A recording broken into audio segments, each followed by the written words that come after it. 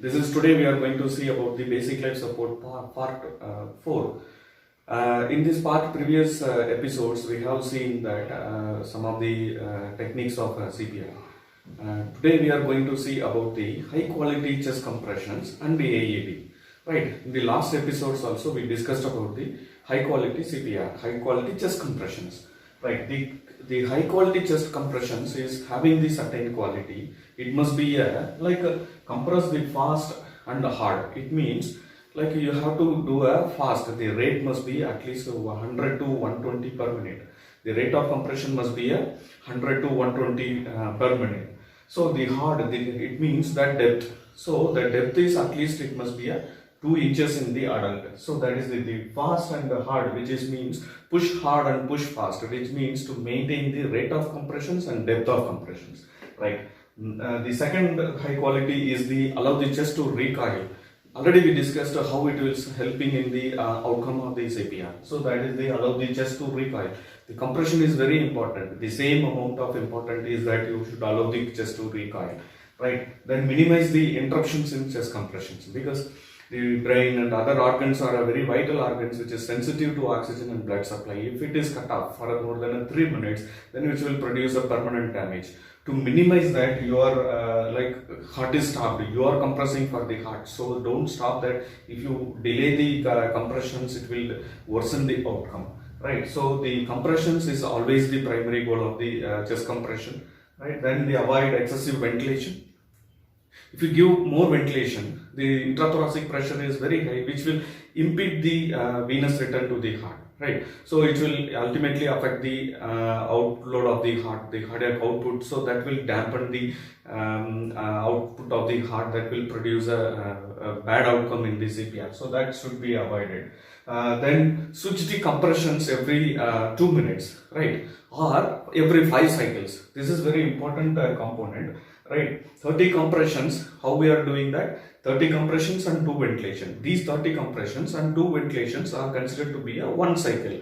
Right. So any persons, if you are doing with your colleague or other friend, like you are taking care of compressions, he is taking care of ventilation. Right. You should compress at least 30 compressions. Then he should give the 2 ventilation. So this is known as the 1 cycle. You have to continue it for a 5 cycle.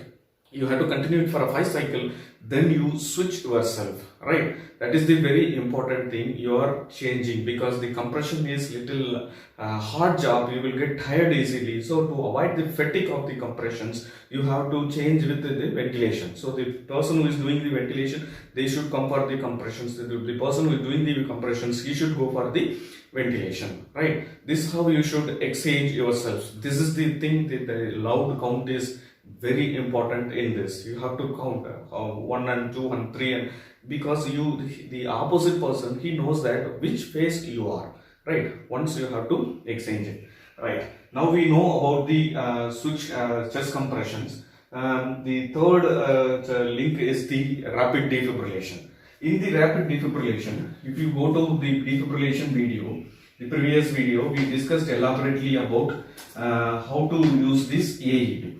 Right. So in pre-hospital setting, you will use the AED. In the in-hospital setting, you will use the defibrillator. Right. First, we will go with the AED. This is already discussed in elaborate way. The one thing I want to discuss is, right, any cardiac arrest happening inside the hospital or outside the hospital, right, you are standing near to the victim. You are asking your friend or other person to carry the AED, right? You will ask for to go and activate the code blue, get the AED. Like this in the hospital, you will give the comment. In the out of hospital also, you will ask the other person to bring the AED and call for the help. Right. Now that person is returning back with the AED and a crash cart. Right. Now the single person CPR will convert into the 2 persons. So how you should convert this transformation into a smooth process is, right, you are doing the compression. Right. He is bringing with the AED. The first step of the CPR is you should connect the AED.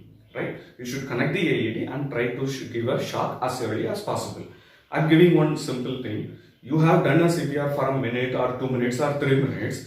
You are a little tired, right? So that person is bringing the AED. right? He can be little not higher when compared to you. So what we can do is you ask that person to take over the compressions. You bring the AED, right? The AED must be kept nearby the head of the patient, right, at this side, right? So either side, it may be a right side or it may be the left side. Wherever you keep the AED in this manner, in this place, the patient is lying down like this.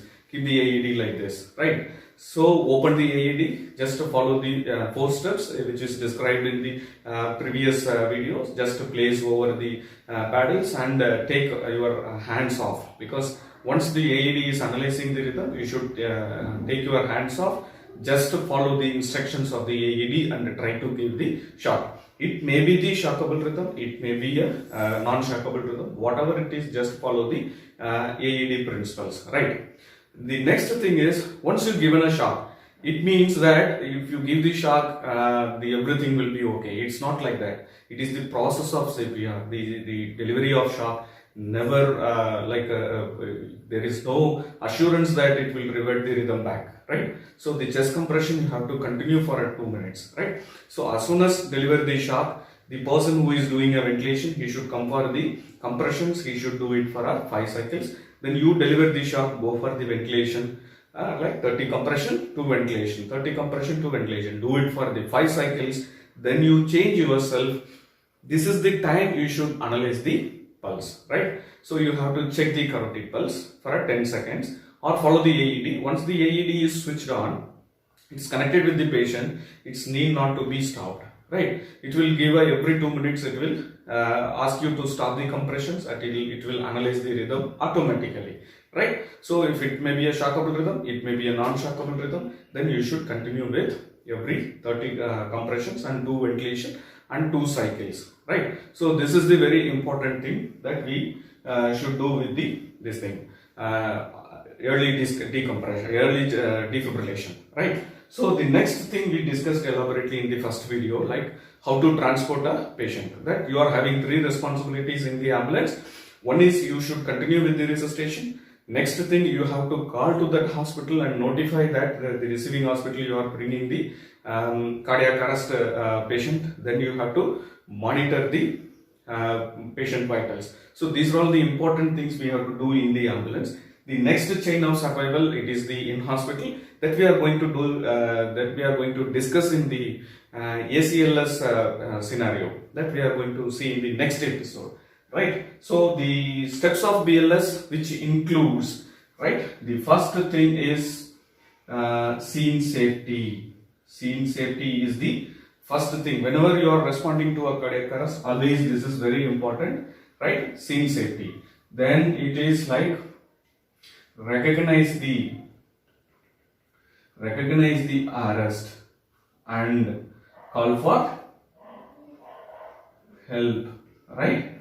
The third thing is the start with the chest compression.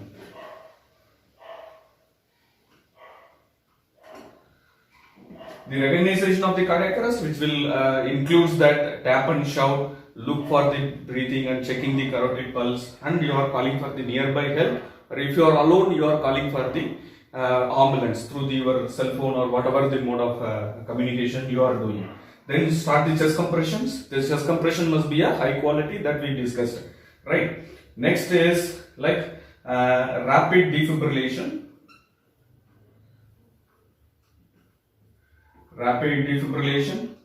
It can be by used the AED or with the defibrillation. That depends upon the equipment available and where you are doing the compressions, right? Safe transportation.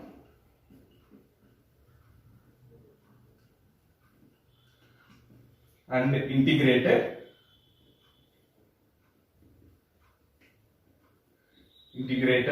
system of care, right? So this is the important findings of the steps of basic life support, which includes this the same thing only, chain of survival. We have divided into the action plans. So this is the action plan, right? This is given like a concept of the basic life support. This is the action plan for this each links, right? So scene safety, then they check the response and call for the help. Start the compression as early as possible. Don't delay for the compressions. rapid defibrillation, try to give a shock, then you should safe transportation, integrated system of care. So the next class we are going to see about the variations of the BLS. What is this variations means? You are having various age groups. Infant is there, pediatric population is there, adult population, already we know about the adult population, then pregnant woman is there. So these are all the little modification is there in the CPR that we are going to deal in the next episodes. Please follow this video, please subscribe this channel and share with your friends and colleagues for the latest updates in the emergency and critical care and CPR. Thank you for watching.